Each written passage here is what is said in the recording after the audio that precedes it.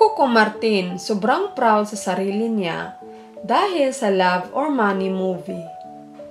Kung matatandaan ay nag-shoot sa Dubai, United Arab Emirates sina Coco Martin at Angelica Panganiban sa kanilang movie na Love or Money. Kasama ang batikan na direktor na si Derek May Cruz Alvear. Kilala ang aktor na si Coco Martin sa isa sa mga magagaling na aktor sa mundo ng showbiz. Dahil sa galing nito sa pag-arte, napakaraming mga movie ang pinagbibidahan na aktor at ngayon ay siya sa cast at lead actor ng seryeng Ang Probinsyano. Subalit marami ang pinagbibidahan niyang mga pelikula pero naging proud siya sa kanyang sarili sa movie na Love or Money.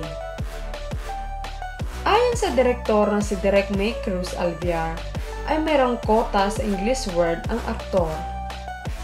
Lagi daw sinasabi ng aktor kay Derek May na Derek ha ang mga linya, ang mga English ha, 10 lang ang baon ko. Lumagpas ka na, 11 na yon.